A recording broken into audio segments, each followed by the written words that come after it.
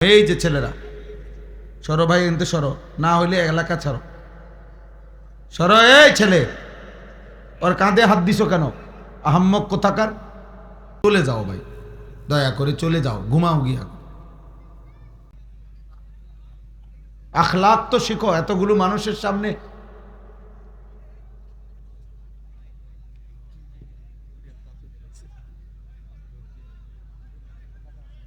হ্যাঁ, বসো ভাই, সবাই বসো। আল্লাহর কথা বসে শুনলে দিলে জমে,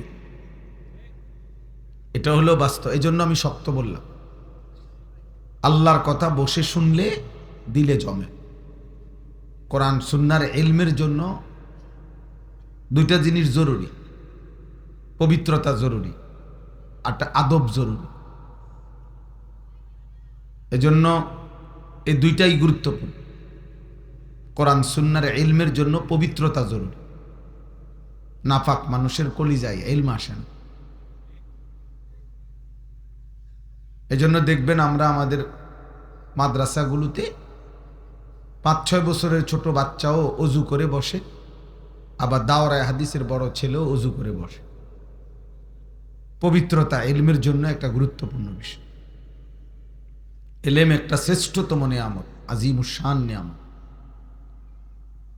কোনো মানুষের জন্য ঈমানের পরে সর্বশ্রেষ্ঠ নিয়ামত ইলম, কোরআন সুন্নাহর ইলম। এজন্য এটার জন্য তোহারাত, পবিত্রতা জরুরি। 2 নাম্বার হলো আদব জরুরি। আর অনেকগুলো আদবের মধ্যে গুরুত্বপূর্ণ হলো 1 নম্বরে মনোযোগ দিয়ে শোনা, 2 নাম্বার হলো জুতা খুলে বসে শোনা। হযরত জিবরাইল আলাইহিস সালাম যতবার নবী সাল্লাল্লাহু আলাইহি সাল্লামের কাছে আসতেন মানুষের আকৃতিতে, ততবার এসে বসতেন একদম মুখোমুখি হয়ে। এরপরে নবী সাল্লাল্লাহু আলাইহি সাল্লামের সাথে কথা বলতেন, শুনতেন, বলতেন। কোরআনুল কারীমের মধ্যে আছে আল্লাহ তাআলা মুসা আলাইহিস সালামকে তুর পাহাড়ে প্রথম যেদিন কথা বলতে শুরু করছেন, সেদিন বলছেন, প্রথম দিনেই বলে দিয়েছেন, ইন্নী আনা রব্বুক ফাখলা'না আলাইক। মুসা, আমি তোমার রব, তুমি তোমার জুতা খুলে ফেলো। কেন? আনা আখতারতুকা, আমি তোমাকে নির্বাচিত, পছন্দ করেছি, কথা বলার জন্য বাছাই করেছি। ফাসতামি' লিমা ইউহা, অতএব তুমি আমার কথা, আমার ওয়াহী মনোযোগ দিয়ে শোনো। তাইলে এই যে কোরআন শরীফে আছে সূরা তাহার মধ্যে, তখন প্রচণ্ড ওই সময় ঠান্ডা ছিল।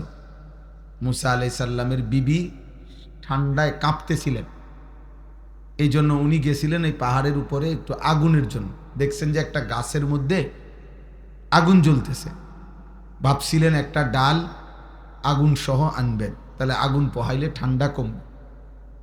তাহলে স্বাভাবিকভাবে জুতা খোলার প্রশ্নই আসে না, ঠান্ডা প্রচণ্ড, বরফ। আবার দ্বিতীয়ত এটাও না যে তুর পাহাড়, নিঃসন্দেহে কোনো নবীর চাইতে পাহাড় দামি হইতে পারে না, নবী দামি। তাহলে এটাও কোনো কারণ না যে পাহাড় দামি এই কারণে জুতা খুলতে বলছে, এটা তো মসজিদ না। তাইলে আল্লাহ তাআলা বলছেন, আমি তোমার সাথে কথা বলবো, এই জন্য জুতা খুল। এই জন্য আল্লাহর কথা জুতা খুলে শোনা, বসে শোনা আদব। এতে বরকত হয়, ধীরে ধীরে দিলের মধ্যে কথা জমে, নিজের ভিতরে অনুভূতি জাগে। আর বললাম মনোযোগ, আন্তরিকতা থাকতে হয়। যে কলস, নবীজি বলছেন উদাহরণ দিয়ে, যেই কলসি উল্টায়া রাখে, সেখানে আটলান্টিক মহাসাগরের পানি ঢাললেও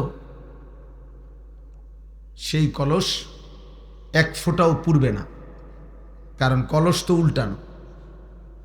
এবার উল্টা কলসির উপরে যদি আটলান্টিক মহাসাগরের সব পানিও যদি ঢালে, কলসিটা পুড়বে?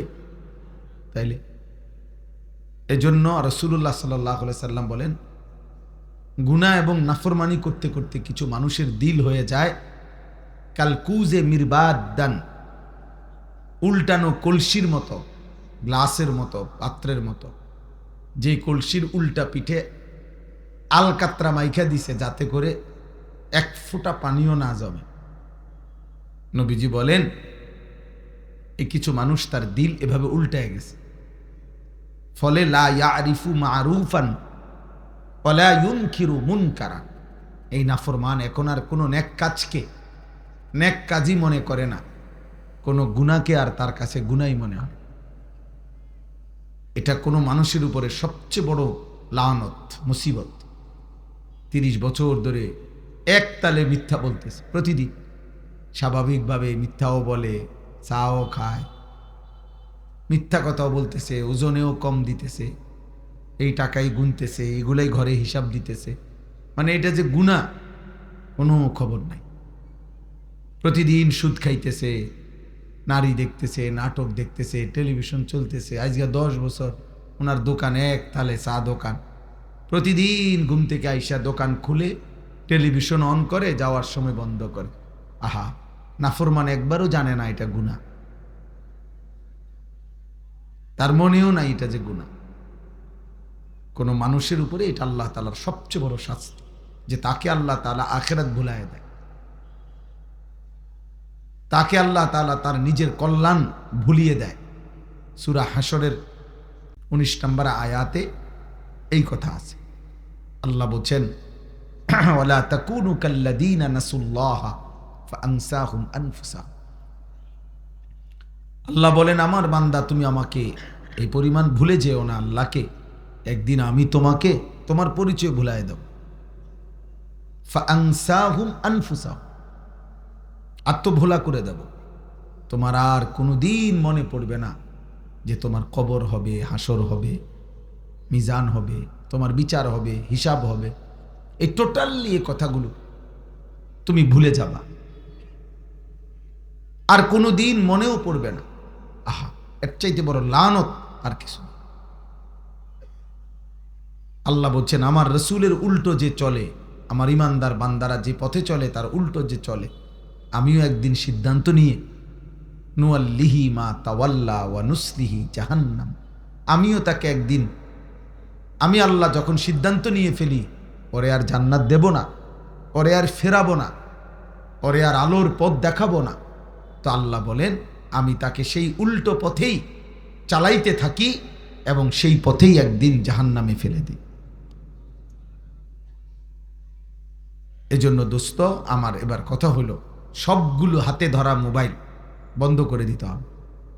হাতে মোবাইল ধরে একজনও ভিডিও বা রেকর্ড করা আমি স্পষ্ট নিষেধ করলাম, একজনও আমি নিষেধ করছি। এরপরে আমার নজরে পড়লে আমি ধমক দেব, তোমার উঠায় দেব। কেউ ফাইজদামি করো না বাপ, নওজোয়ান আমি অনুরোধ করছি। তো শরীরে না কুলাইলে ঘরে গিয়ে ঘুমায় যাও, চলে গেলে ভালো।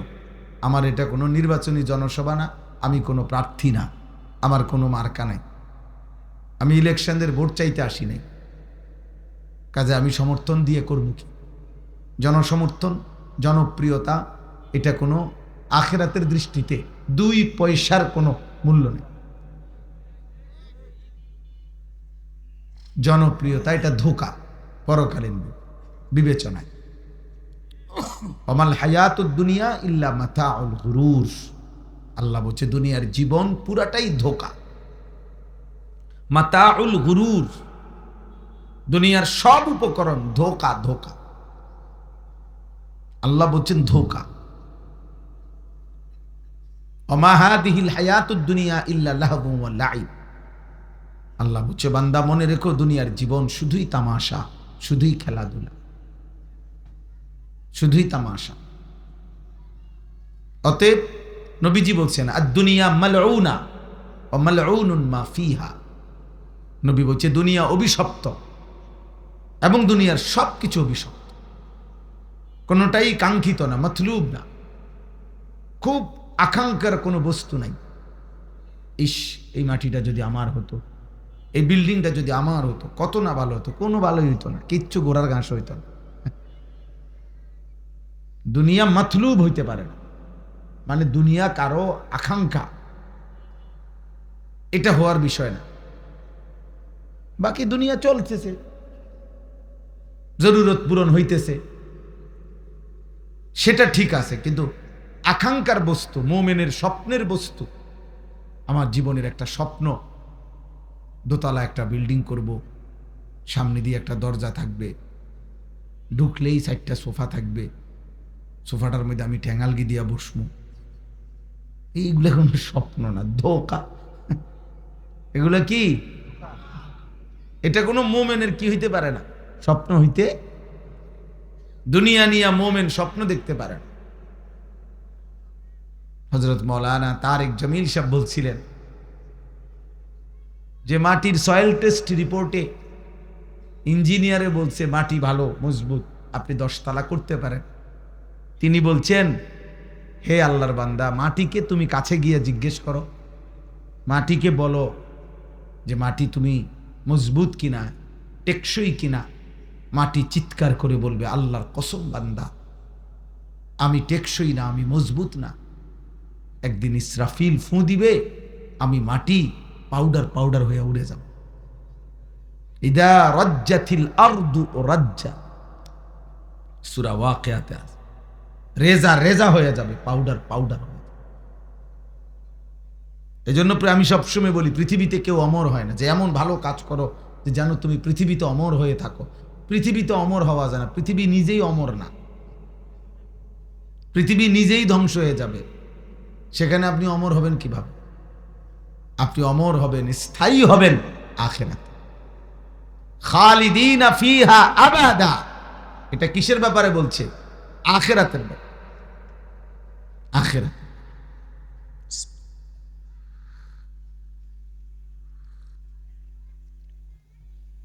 অতএব দোস্ত, এটা বোঝা দরকার।